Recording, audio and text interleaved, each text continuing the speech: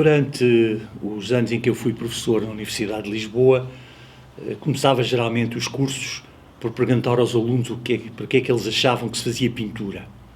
E era curioso que a maioria deles dizia que fazia-se pintura para o artista exprimir alguma coisa de seu. Não quer dizer que isto seja um erro, mas depois tinha que lhes explicar que durante a maior parte da história da arte não foi isso que aconteceu.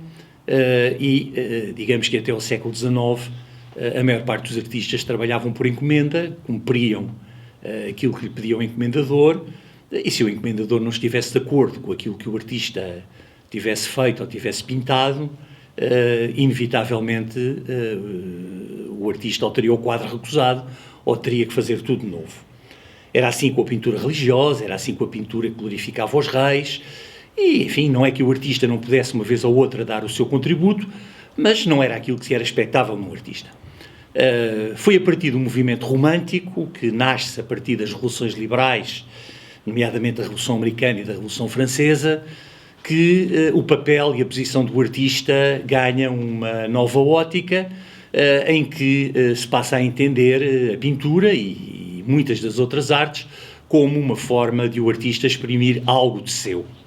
É isto que marca o movimento romântico e, de certa maneira, marca a forma de entendermos a cultura até hoje. Não quer dizer que não continue a existir encomendas, mas hoje já são situações minoritárias. Portanto, podemos definir, assim, de uma forma muito, muito breve, o romantismo como aquele movimento que os académicos, mais ou menos, põem entre 1825 e 1850, que é caracterizado por aquele movimento em que os artistas procuram e utilizam a arte como forma de exprimir as suas ideias, a sua individualidade e as suas posições pessoais.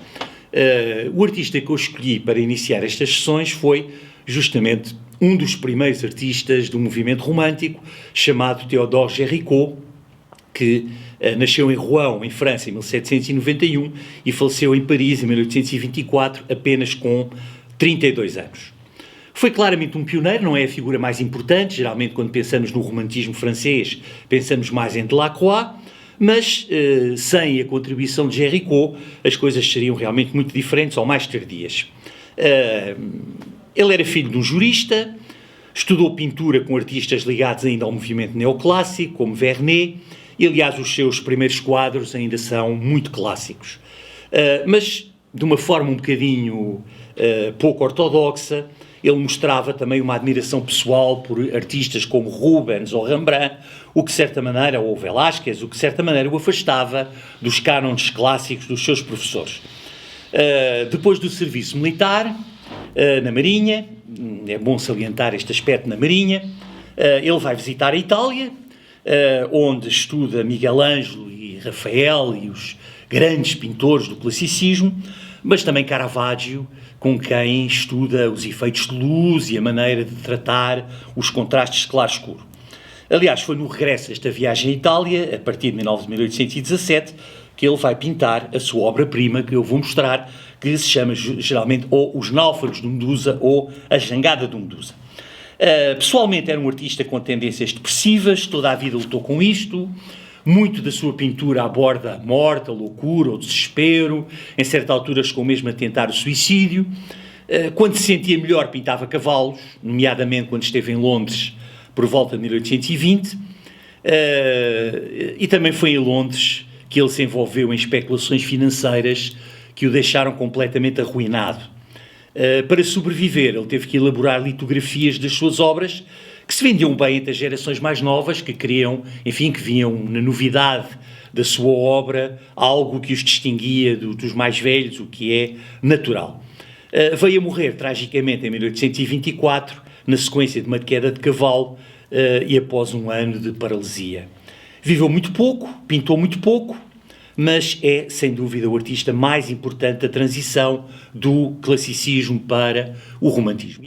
O quadro Os Náufragos de Medusa, ou A Jangada de Medusa, pintado entre 1818 e 1819, está hoje no Louvre e é um quadro de grandes dimensões, mede 4,91 m por 7,16 m.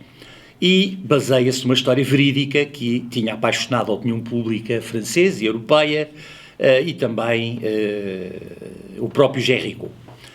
O Medusa era um barco que partiu do porto de Rochefort em 1816 e levava colonos para o Senegal.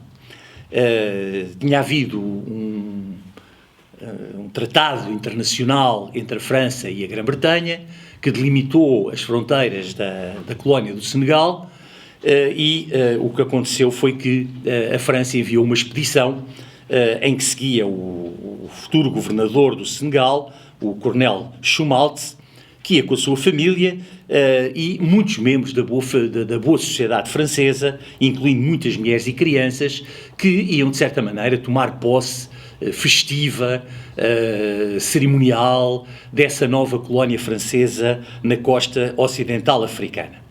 Como digo, o navio saiu do porto de Rochefort em 1816, liderava um comboio de 4 navios, mas o comandante do navio, que era o jovem Visconde de Chaumerrier, era tudo menos o indicado, porque não tinha qualquer experiência de navegação.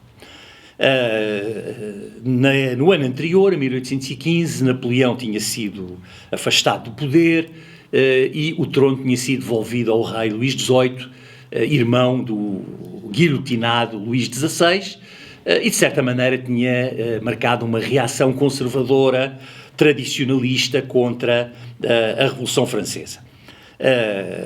Poderia ter escolhido um comandante mais experiente, mas a ideia era que os cargos mais elevados deviam ser entregues a pessoas vindas de famílias distintas, e entendeu-se que, mexendo alguns cordelinhos, este jovem Visconde, que tinha muita proteção familiar, tinha ali uma hipótese de fazer alguma carreira, e, portanto, enfim, era brilhante ser o comandante do primeiro navio que levava os colonos para o Senegal. Bem, acontece que as coisas não correram bem, como, aliás, era de esperar, não é? O jovem comandante, que era claramente incompetente, quis mostrar que era capaz de fazer alguma coisa e, para reduzir o tempo da viagem, adiantou o navio em relação aos outros e acabou por afastar-se da rota em cerca de 100 milhas. Conclusão, o navio encalhou no dia 2 de julho, num banco de areia ao largo da Mauritânia, exclusivamente por culpa e incompetência do comandante, que, por arrogância pessoal, se recusou a aceitar os conselhos dos seus subordinados mais experientes nos comandos de navio. Depois de verificarem que não conseguiam libertar-se, tentaram chegar à costa africana nos escaleres. Acontece que o navio foi mal apetrechado e, um pouco como aconteceu mais tarde com o Titanic, o navio levava 400 pessoas e os escaleres só davam para 250 pessoas. Alguns conseguiram escapar nos escaleres, entre os quais o próprio comandante, e os restantes 146 homens e uma mulher fizeram à pressa uma jangada para tentar atingir a costa africana. A jangada ia demasiado cheia, afundou-se, a maior parte dos membros morreram afogados, os poucos sobreviventes conseguiram recuperar a jangada e lançaram-se ao mar apenas com um saco de biscoitos, que aliás foi comido no primeiro dia, 2 barris de água que se perderam durante uma briga e 6 barris de vinho que conseguiram sobreviver. Só 13 dias depois de andarem perdidos pelo Atlântico, no dia 17 de julho de 1816, é que a balsa foi encontrada por acaso pelo navio Argos. Foi encontrada por acaso porque o governo francês nada fez para encontrar os náufragos. Mesmo assim, ainda duraram 2 horas até conseguir que o navio Argos os recolhesse depois do avistamento. Na realidade, só 15 homens é que sobreviveram. Os outros foram assassinados, morreram de fome, foram lançados ao mar pelos companheiros, outros suicidaram-se lançando-se ao mar, houve casos de loucura por beber água salgada e houve mesmo casos de canibalismo em que os mortos foram comidos pelos vivos. Claro que o escândalo foi enorme. O comandante, por acaso, não tinha sido nomeado pelo rei Luís XVIII, tinha sido nomeado pelo Ministério da Marinha, mas, inevitavelmente, a imprensa liberal entendeu que o caso era ótimo para culpar o governo e o rei de incompetência e de serem os responsáveis pela desgraça. E o quadro tornou-se não apenas um manifesto do romantismo, mas também um manifesto político. Aliás, durante mais tempo foi visto como um manifesto político do que propriamente como um manifesto estético. O Géricault naturalmente fascinou-se com o caso e viu na representação de um tema que era muito falado, um modo de marcar a carreira. Era muito jovem naquela altura e levou muito a peito a realização desta obra. Ele falou com os sobreviventes, estudou cadáveres na morgue e até encomendou ao próprio carpinteiro do Medusa, que tinha sobrevivido, uma réplica da balsa. Fez várias viagens na costa francesa para estudar o mar e o movimento das ondas e, de forma macabra, até levou para o ateliê uma cabeça e vários membros de cadáveres para conseguir estudar devidamente aquilo que queria produzir. Ele poderia ter pensado em representar cenas dramáticas, o canibalismo, as lutas a bordo, os mortos, o primeiro naufrágio da jangada, mas achou que isso talvez fosse ainda demasiado violento e então preferiu representar um momento em que os sobreviventes encontram à distância o navio Argos e fazem o sinal para que o navio os possa salvar. Enfim, o quadro, como podem ver, ainda é muito clássico na representação dos corpos. Há um cuidado extremo no desenho das anatomias, o que não esconde a influência de Miguel Ângelo, que ele estudou em Roma, e também de Davi, o grande pintor do neoclassicismo, o grande pintor de Napoleão, mas o tema e a luz, a maneira de tratar a luz com um forte contraste de claro-escuro, já são românticos. Embora ele não faça um desenho à base da mancha e da cor, que seria o que mais tarde marcaria, por exemplo, a obra de Lacroix, mas, digamos, para aquilo que as pessoas estavam habituadas, o quadro era extremamente inovador. O quadro foi apresentado no Salão de 1819. O Salão era um grande acontecimento artístico da França e da Europa, quando os mestres da Academia de Belas Artes, os principais artistas e os artistas do mundo inteiro tentavam apresentar as suas obras ao público. Digamos que era o maior acontecimento cultural da Europa naquele período. O Géricault estava a viver uma época um bocadinho complicada, porque ele tinha-se envolvido numa relação amorosa com a mulher de um tio, a família não gostou, obrigou-o a abandonar a amante, e ele, como protesto, vivia como um monge, rapou a cabeça, levava uma vida austera, comendo o menos possível, dormindo numa pequena cela, e dizem os testemunhas que enquanto ele pintava o quadro, ele levou cerca de 3 anos entre a ideia e o quadro completo a acabar a tela, diziam as testemunhas que era impossível conviver com ele. Estava extremamente irritadiço, durante a execução da obra exigia um silêncio absoluto e entrava em um conflito com toda a gente, incluindo os ajudantes. Contudo, as testemunhas também admiravam-se com a capacidade que ele tinha de pintar diretamente, sem esboço ou preparação, embora saibamos que ele fez dezenas e dezenas de desenhos preparatórios que também estão hoje no Museu do Louvre. Ele tomou como modelo vários amigos, incluindo Lacroix. Há uma figura à esquerda, em primeiro plano, de braço estendido, envelhecido, com barba, que é um retrato de Lacroix, que ele envelheceu artificialmente. Lacroix era mais novo do que ele, e também retratou algum dos sobreviventes, embora tenha-lhes dado um aspecto mais saudável do que aquilo que acontecera na realidade, porque quando os encontraram eram autênticos farrapos humanos. E ainda era demasiado chocante para pessoas habituadas a pinturas religiosas ou a deuses clássicos pintar os farrapos humanos que, por exemplo, Corot, nessa altura, outro artista romântico, teve a coragem de pintar, mas para Géricault ainda era demasiado longe para ir. Ele também alterou o número de figuras. Ele tem cerca de 17 figuras, quando na realidade eram 15, mas ele quis dar um ar, digamos, superlotado à jangada, para que as pessoas sentissem o sufoco que era estar atolhado em pleno mar, num espaço tão pequeno, e também alterou, de certa maneira, as condições atmosféricas. O tempo tempestuoso, as ondas que aparecem no quadro, na realidade não foram assim. Quando os náufragos foram encontrados, foi numa manhã ensolarada e com águas calmas. Mas era para dar, já que ele, enfim, deu um aspecto mais clássico às figuras, tomou a liberdade de teatralmente dramatizar o mar. Quando foi exposto no Salon, o título era Cena de Naufrágio. Mas toda a gente entendeu o significado. Toda a gente percebeu qual era a história. Géricault não escondeu que queria escandalizar. Ele queria chamar a atenção, sabia que um artista, se queria ser famoso, tinha que escandalizar. Isto vai ser quase uma imagem de marca dos artistas do século XIX e XX, e até nisto ele é talvez um dos primeiros artistas modernos.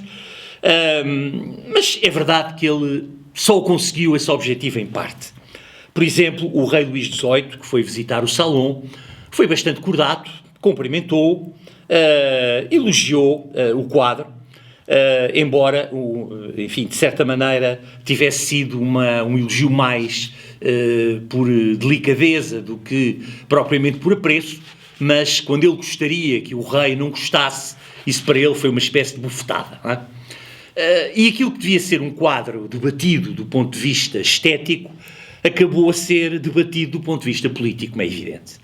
A direita acusou e arranjou todos os pretextos que aquilo não era um tema, que efetivamente aquilo não era maneira de colocar um quadro com um tema daqueles tão desagradável, tão chocante, que para a função da arte era representar os aspectos agradáveis da vida e não aqueles aspectos chocantes, mas evidentemente os liberais, a esquerda, apoiaram-no porque viram claramente no apoio ao quadro uma maneira de contestar o governo e o rei.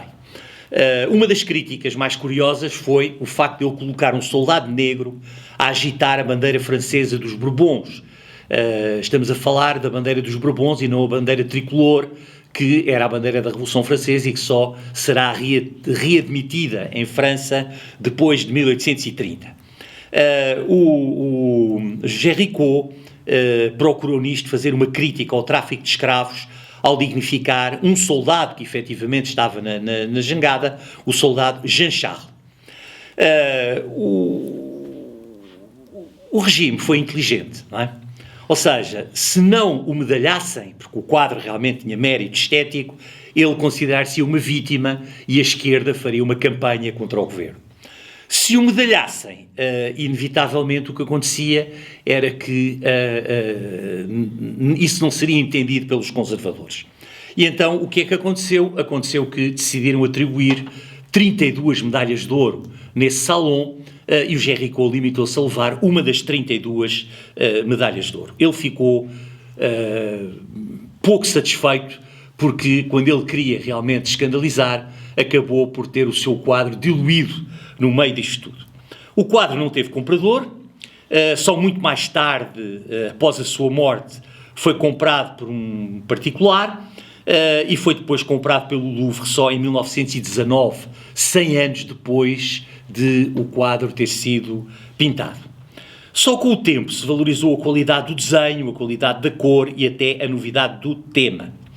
O quadro foi depois exposto em Inglaterra, onde o movimento abolicionista contra a escravatura estava no auge, e a obra foi exposta com muitos louvores, mas também não a conseguiu vender. Aliás, era um quadro demasiado grande, mas, mais uma vez, em Inglaterra, olharam o quadro numa perspectiva ideológica e política e não numa perspectiva estética, o que lhe dificultou a venda. Hoje em dia, o quadro é louvado como uma alegoria da fragilidade humana face à natureza e ao destino, ou à incompetência e aos favoritismos. E nesse aspecto é um quadro, enfim, olhando para a nossa pandemia, a humanidade tem sempre a ideia de que é agora que vamos controlar tudo e aparece sempre alguma coisa que nos deixa completamente desarmados perante a realidade que é mais forte do que nós. E este quadro mostra justamente realidade de um navio que era o melhor navio da Armada Francesa e que mesmo assim acabou por se perder, e podem claramente fazer um paralelismo com o que aconteceu com o Titanic, praticamente 100 anos depois. O Chaumerrier, que conseguiu escapar nos escaleres, foi preso, foi julgado em 1817 e foi considerado culpado pelo acidente, mas como tinha proteções familiares e políticas, foi condenado apenas a 3 anos de cadeia, quando o Código Penal previa a pena de morte para um comandante responsável por incompetência pelo desastre de um navio, e pior do que isso, ele não cumpriu uma regra básica da Marinha, que era que o comandante é o último a abandonar o navio. Ele foi dos primeiros a fugir. A parte boa da questão é que isto levou à adoção de uma lei que dizia que, a partir daí, as promoções na Marinha Francesa se deviam basear apenas no mérito. Só por curiosidade, a história de um filme de 1998. Muito obrigado. Foi a primeira sessão de muitas outras. Espero contar com vocês no próximo mês e até breve.